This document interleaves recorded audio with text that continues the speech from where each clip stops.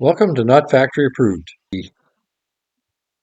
Today's adventures, I'm going through the rear drum brakes of an 86 F150. This is a process that applies to lots of vehicles that have drum brakes that are self-adjusting, which is a very common setup from about the 60s on. So, enjoy! Upon review of the original video, see, I didn't make it very clear. So, I'll just show you how things go here. Drum comes off. You have the smaller leading shoe, retainer clip.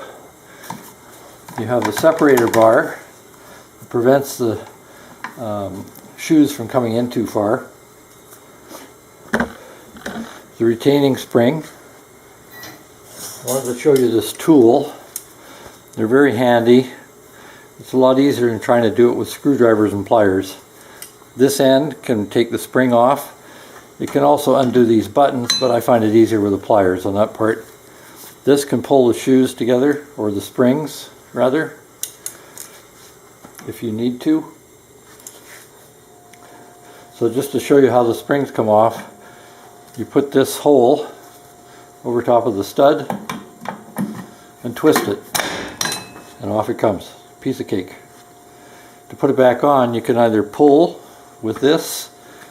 What I find easier is to pry it with this end. So stick that in the spring, put it on the peg, make sure the shoe locates properly underneath the retainer bar there, and then we'll work that closer. Just do that and it's on. So these are very handy. This one is by Craftsman. So I bought that from Sears. Can't do that anymore in Canada. I think Sears is still in existence in the US. So it has three main functions. It's got this pry bar with a hook. It's got this spring remover, which works really well. And then it has a pulling action if you need that. And I have done that before too, where you hook it into the one shoe and you pull the spring across. But I see this has popped out now, so I gotta fix that part. So, here we go again. That goes in there. This has to go in, and then this part is against the shoe. So it's like that. And then you have to get this into position.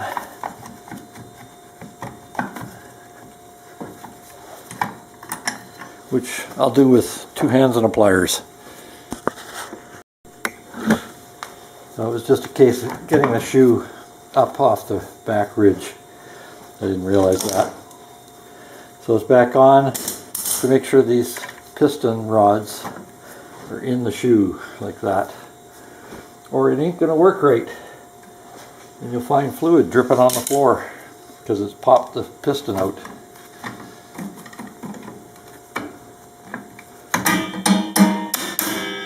There, all back together. And then I use a different jaw pliers than this, flat jaw. I'll show you. Okay, this one won't open far enough, but that's the style. The other one is somewhere in the shop. Get it, you grip the retainer. If you want to pop it off, you turn it 90 degrees and it pops off. Likewise, line it up, turn it 90 degrees and it locks. Hopefully that makes it more clear, as in clearer. The brake shoes are on, wheel cylinder is in. You got to make sure everything goes in the right place. These pistons, of course, go into those grooves. I see that one is not in the groove. It has popped out. All my wiggling around, so now it's in the groove. There's this tab that the shoes slide back and forth on to keep them on. That has to be seated on the proper recess on the peg. Then there is the ring for the self-adjuster and the bracket, which was missing originally. I had to buy a whole kit for that. It was only 15 bucks, so not insurmountable. Then the springs. This spring was broken, so I had to get the spring kit as well. That was another, was it 8, 10? I don't know, something like that. Contributed to blowing the budget on this truck anyway. And then there's the spring, and the plate protects the spring. Then there are the keepers here. Make sure the bigger shoe is on the rear and the smaller shoe is on the front. Then underneath is the self-adjuster. You can see the mechanism there. This thing right there. That's the lever. The cable attaches to it. Spring goes across the other side. Then there's the adjuster. And this arm moves when you apply the handbrake. And if there's any room for it to move and adjust the brakes, it will. So self-adjusting.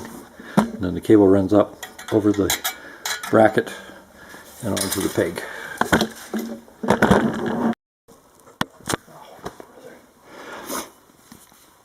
This tool is handy to have. It's a brake adjusting tool. You can use either end, it doesn't make any difference. Pull the plug out, it's there. Then without a brake stand in, or without a jack stand in the way, then you adjust this by prying down, so the star wheel inside is actually turning counterclockwise, and that tightens the drum if you have the right adjuster in place. And then on the driver's side it's the opposite, so you still move down but it turns the star wheel up, which is clockwise from the front of the vehicle.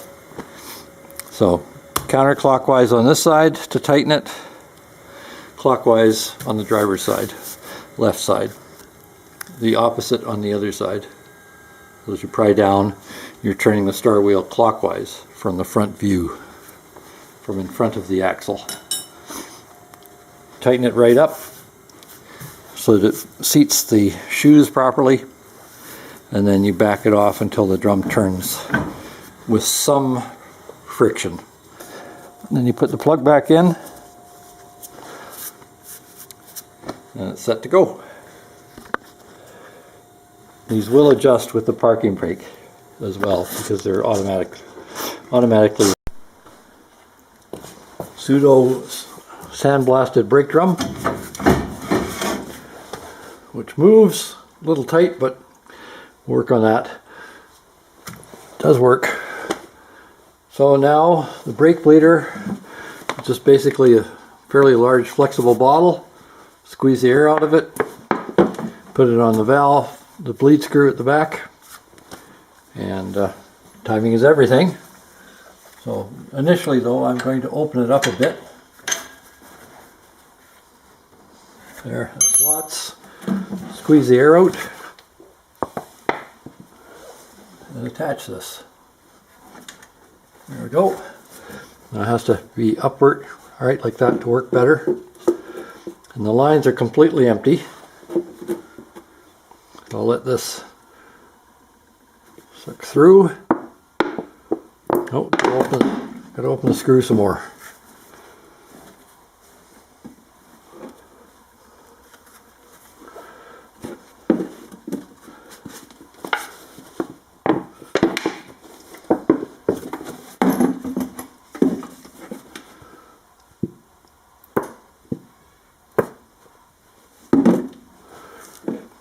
And it does not seem to be moving nothing. Let's check that out. Hopefully you can see that. It is bubbling here. It's slowly sucking the air out. You can see the bottle is still collapsed. Sometimes you just have to leave it for a while to sit too, because it takes time for the fluid to get here, especially in the case where the lines are completely empty as these are, as I blew them all out. So it's still bubbling.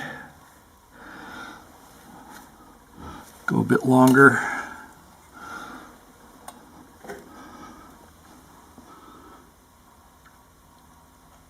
I can't tell if that's showing it up or not, but should be able to see that it's bubbling as it pulls the fluid through. Well, air first. And then I'll do that again and again until there's no more air coming out. That'll be the back one's bled when I do the other side, of course. But this is a split system, as most cars are. Late 60s in some cases, and 70s for sure. Front disc, rear drum especially, is a split system. Some dirty fluid there bouncing around. So I certainly want to get rid of that.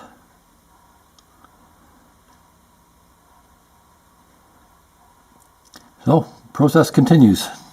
Please don't forget to like, share, subscribe, or even notify, or any of the above, or all of the above. Thank you.